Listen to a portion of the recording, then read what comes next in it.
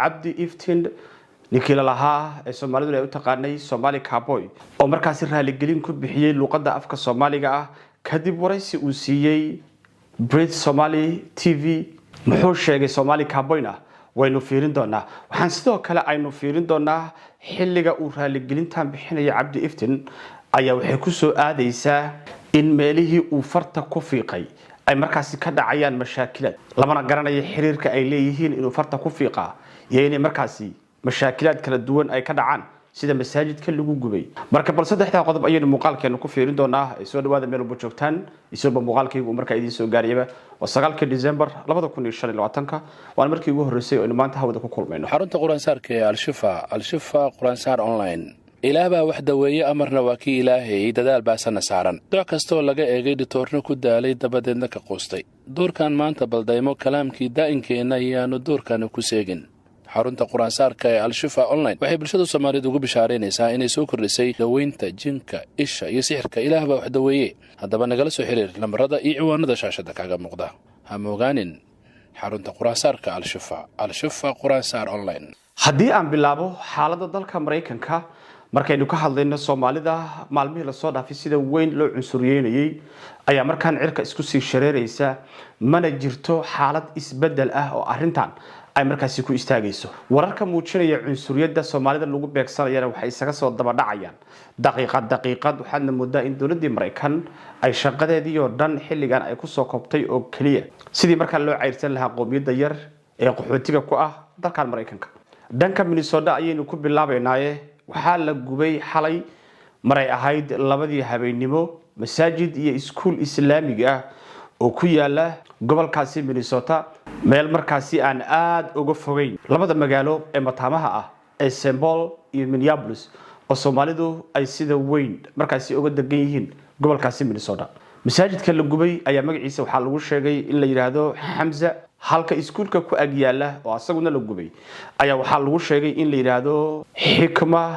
Academy xilliga masaajidka iyo iskuulka la gubay ayaa waxay ahayd xilli saan idin sheegay aad u dambaysa oo ilaa iyo labadii habeenimo ah banaankana waxaa ka jiray qabow iyo baraf aad u daran mana jirin cid masaajidka iyo iskuulka markaasi ka shaqeysa ama gacanta ku haysa oo iskuulka iyo masaajidkaba xilligaasi joogtay waxa la xaqiijiyay in iskuulkan al-xigma la yiraahdo ay dhigan jireen ilaa iyo 200 oo arday ah kuwaas oo dhamaantoodba ahaa muslimiin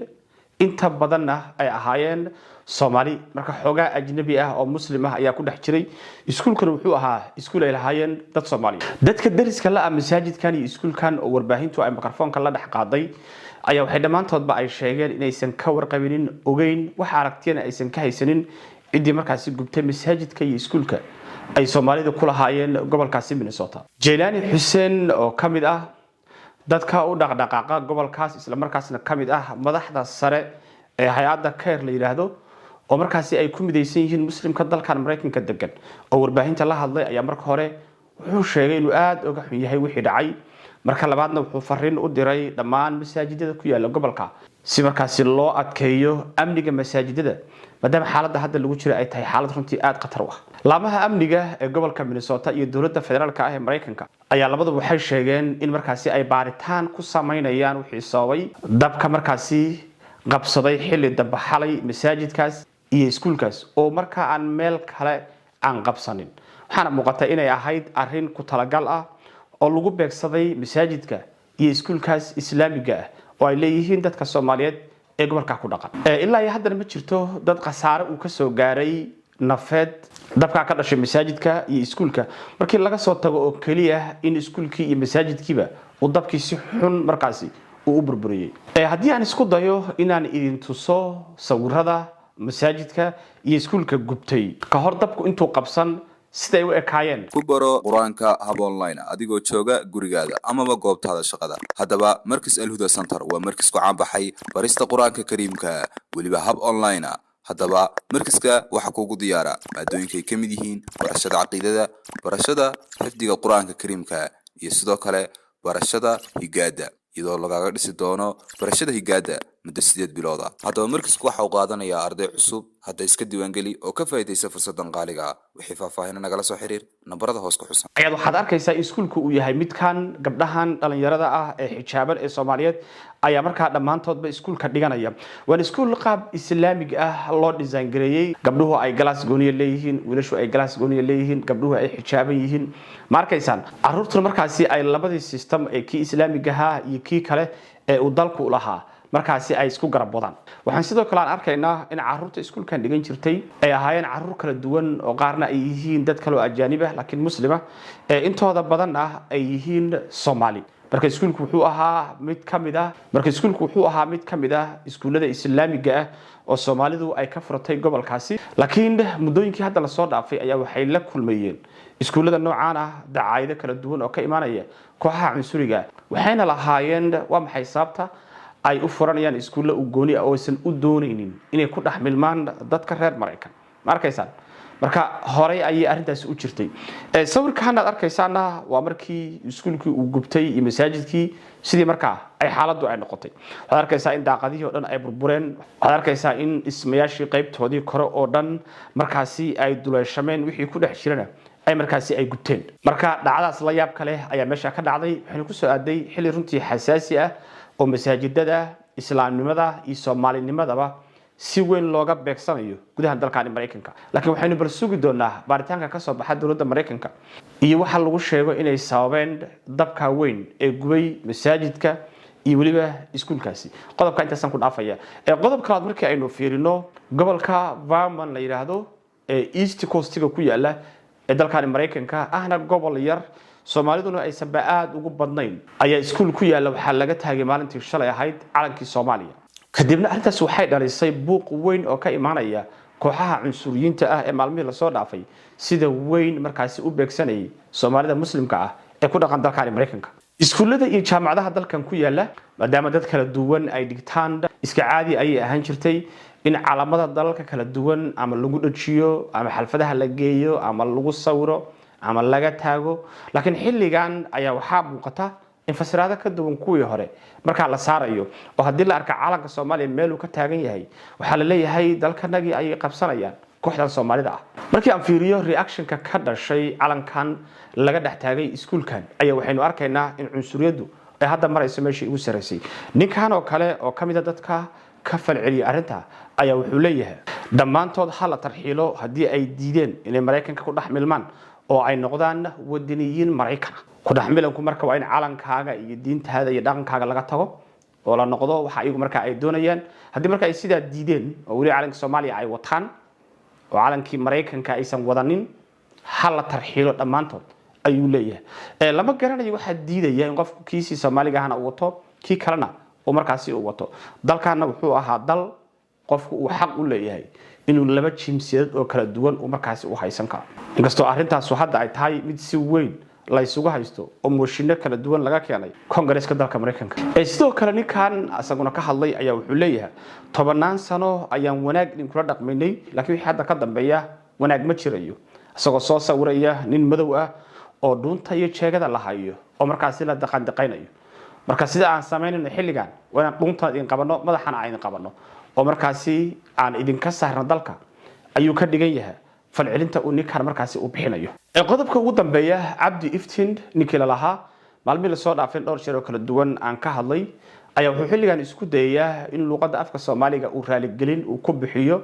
xilli waxyaalihii uu farta ugu fiiqay kooxaha cunsuriga xilligan si weyn looga dhax beegsanayo gudaha dalka Mareykanka. waxaad tiri halkan lacagta laga diro Mareykanka qofka dira waa naqaanaa ama green card ha haysto ama qof dalka sharcigiisa weyn haysta. laakiin qofka qaadanaya ma ogin. that's 100% false way wad ogtay. maxaa u tiri saas? niyo horta qof bini aadina ahay oo mararka qaar wax hal sano ka hor ahaa waxay ila muuqdaan in weli sidii ay u dhacayaan u socdaan. Cabdi Iftiin wuxuu sheegay inuu raali gelin ka bixinayo uuna ka xun yahay xogna uusan ka haynin arrimaha la xiriira xawaaladaha iyo arrimaha ayo dhan. wuxuuna sheegay inuu aad uga xun yahay inuu masaajidka yiraahdo lacag baa laga diraa. wuxuuna sheegay in markii ugu dambeysay saamaysan jirin marka in isbedel lagu sameeyaa ayaan raali marka cabdiiftu wuxuu xilligan uu isku dayayaa in luqadda afka Soomaaliga uu raali gelin uu ku bixiyo asagoo luqadda afka Ingiriiska iyo kooxaha cunsuriga inta tagay platformyadooda waxa la wixii ay aaminsanaayeen oo dhan markaasi ku raacay wax aysan ogeyn oo tira badan oo been ahna markaasi ku daray cabdiiftu wuxuu sheegay in xawaaladaha markii asaga ugu dambeysay aysan ID iyo waxa aysan lahayn miyuu xirnaan jiray miyuu waalan yahay lama garanayo aniga markii ugu dambeysay buu ku leeyahay lama dhiibi jirin inta uu dalka u joogay oo dhan ID-gu sida loo isticmaalayo laakiin waxaan isleeyahay waa arin qaab ku talagal ah oo markaasi uu sameeyay marka midda xawaaladaha wuxuu leeyahay ma ogeyn buu leeyahay laakiin midda masaajidka ah raali gelin weyn baan ka bixinaya kiiska masaajidka ma ka shalaysanahay gebigiisaba inaan soo qaado oo ka hadlo 100%. raali gelinta ka horeeyaan islaahay in la isweydiiyo maxaa kugu qasbayay inaad markaasi aad arintaas samayso waxyaalaha inta badan uu cabdiiftin ku marmarsiyoonayo ayaa waxa u badan ma ogeyn iyo warka ma haynin marka waxaad isweydiisaa ninka wuxuusan ogeyn ka been sheegaya waxa uu og yahay maxay noqonayaan bal adigu isweydii meelihii cabdiiftin uu farta ugu fiiqay kooxaha cunsuriga asbuuciyada hadda la soo dhaafay ayaa waxay kulligood la kulmayaan culays tusaale oo kale masaajidka ayuu wuxuu sheegay in lacag laga diro lacagtaasna ay u tagto kooxda al-shabaab sidaan qodobkanigii hore aan ku sheegayna waxaynu ogeyn in xalay la beegsaday masaajid iskuul ku yaala gobolka Minnesota oo markaas si la gubay walina ay socoto baaritaan ku aadan cidii gubtay isaabtii loo gubay markay isweydiiyay hadalkii uu sheegay ee masaajidada ka dhanka ahaa iyo dabka masaajidka maxaa xilligan isku soo beegay adigu bal isweydii maxay raali gelintiisu ay ka taraysaa hadalkii uu sheegay ee sida weyn ugu dhaxfaafay gudaha kooxaha cunsuriga ah sidoo kale wuxuu cabdiiftin u farta ku fiiqay Soomaalida degan gobolka Maine wuxuuna sheegay in hay'adaha ay haystaan oo dhan ay musuqmaasuq iyo qurun ay markaasi ay ka shaqeeyaan isla maanta oo taariikhdu ay tahay 9kii bisha ayaa waxa booliiska gobolkaasi Maine ay qabteen nin Soomaaliya oo la yiri kan wuxuu ka shaqeynayay school bus marka wiil yar uu soo qaaday iskuulka uu ka soo qaaday ayaa waalidiintiisu ay waayeen kadibna waxa wiilkii laga helay baa la yiri magaalada Lewiston oo markaasi aan aad uga fogeynba halka wiilka la geynayay 5 saac kadib wiilkii la helay kadibna waxa la ogaaday darawalka wiilka qaaday inuu Soomaali yahay halkaana waxa ka bilaabmay dabagal ku aadan ninkan Soomaaliga ah iyo arintiisa waxayna booliiska iyo hay'adihii baaritaan ku sameeyay ogaadeen in ninkan adresska laysankiisa ku qoran uu yahay address organization ay leeyihiin Soomaali inayba tahayba meesha adresska waa lamana ogola sharciyan in qofku address uu ka dhigto meel aan gurigiisa ahayn markaysan sida daraadeed organizationkii laftirkeedii ayaa lagu dhagan yahay waxaana la ogaadayba in ninkaas darawalka ahaa ee la yiri luqadda afka Ingiriisiga ma uusan aqoonin inuu la dhashay in xildhibaan ah oo dhawaan lagu doortay magaaladaas Lewiston la yiraahdo ee gobolkaasi Maine oo magaciisa la yiraahdo Imam Osman marka darawalku wuxuu la dhashay baa la leeyahay xildhibaanka markaysa organizationkii iyo xildhibaankii ayaa hadda waxa loogu dhagan yahay si aan horay loo arag waxaana la leeyahay ayaguna waxay dhexda ka taagan yihiin musuqmaasuq baahsan baaritaan baan ku socda ayaa la leeyahay laakiin arinta la yaab kale ayaa waxay tahay in cabdiiftin uu waraysidii ku sheegay in hay'adaha gobolka ku yaala oo dhan ay yihiin kuwa musuqmaasuq ka shaqeynaya hay'adan waxa si gooni u lahaa dadka jireer Soomaaliga ah ee degan gobolkaasi Maine cabdiiftinna waxa la sheegayaa inuu ka mid yahay community-gaasi marka dadkiisii ayuu xataa u farta ku fiiqaya marka dhibaatadii uu cabdiiftin u geystay ummadda Soomaaliyeed qayb ka mid ah ayaa community-giisii iyo dadkiisii ay maanta dhexda ka taagan yihiin oo ay bareeskeedii markaasi ay bixinayaan waxaase shaki badan uu ka imaanayaa shakhsiyaadka kiiska sida weyn u bumbuurinaya ayaa waxaa ka mid ah ninkii cunsuriga ahaa ee cabdiiftin uu waraysiga siiyey ee Robinson la lahaa weeye ninka sida weyn arintaasi u faaqidaya isla markaasna soo xiganaya in cabdiiftin uu horay ugu sheegay in Soomaalida gobolka degan ay tahay kuwa aad iyo aad musuqmaasuq u hareeyay qaasatan organizationada ay Soomaalidu ay leeyihiin marka masaajidkii waa gubanaya organizationadii Maine waa kuwa hadda lagu dhagan yahay community-giisii jirar weyne waa kuwa hadda la haysto marka halka ay maraysaa wixii ka dhashay hadalkii beenta u badnaa ee cabdiiftin uu ka sheegay warbaahimaha kooxaha cunsuriga marka raali gelintiisu oo waliba afka Soomaaliga uu ku bixinaya maxay ka tari kartaa waxa socda waa su'aal isweydiin mudan hadin kale idin deynaya jawaabta su'aashaasi inta san muuqaalkan ku soo koobaya inta dib soo laabanayno waxaan idin ka tagaysaan waadiino assalaamu calaykum waraxmatullaahi tacaala wabarakaatuh $32,000 weligaa ma ku fikirtay 75 saac gudahooda inaad samayn karto ana igu dhacday waxaan ka faa'iiday buuqii faraha badnaa ee baraha bulshada ka dhashay buugaana gadmay buugaan 3 luuqad ayuu ku soo baxay luuqadda Soomaaliga luuqadda Englishka iyo luuqadda Carabiga marka horta ganacsiga waa laba nooc xayisiinta waxaa ugu fiican tan dadka ay dhahaan war waxaan laga hadlaayo maxaa ka jiro xayisiinta ma aragtay telefishinada Soomaalida la soo saar ee ah yaa shaambadaas gado saliidaas gado faa'iido ku tahay cid dhageysanayso iyo cid gadanayso male shanqarta ama maqlaysaan barfa dhulka yaalo marka ku socoto shanqarta waa noocan marka buugaan hadda Soomaali fara badan gadatay aad iyo aad idinku maad celinaya waxa laga yaabaa intooda badan taageerayaal inay yihiin waxa kale laga yaabaa dad qaar oo isla buugaan soo akhri ay soo karbaash inay ayagana gateen ayadana waa faa'iido kale oo aad iyo aad ugu wanaagsan ganacsiga dhanka buuga marka xisaabta marka isku dardarsaaka ee aan dhahay bal website waxa jiro qofka authorka uu galo adiga aan leedahay page-ka galay page-ka marka galay kan waxa la gadanayay $16 kan Soomaaliga waxa la gadanayay dhalinyaro Soomaaliyeed publish gareysay dhammaan magaalooyinka Soomaaliya laga helaa asla buugaya igu yeer Mareykan Allah igu yeer Mareykan aso Carabiga waa kan Soomaaliga jildigiisana waa kan af Ingiriiskana waa young adult iyo labada nooc kale waa isla Ingiriiska waa juudi fara badan galay buu marka anigoon TikTok live soo furanin anigoon ooyin anigoon qaylinin kursiga fadhiga arbeedka guriga yaala saas u jeefo saas ayaa horta rag Ilaahay ay soo diray oo ii kala kiciyay baash marka qabow raaxo $32,000 oo ordayso dalaq account maxaa yeelay waxaan noqday qofka ugu hadal heenta badan ee Soomaalida dhexdeeda aniga kaliya inta ugu xiran ka badan dadka isoo weeraro dhan inta ku xiran marka aniga waa sii shirgiriyay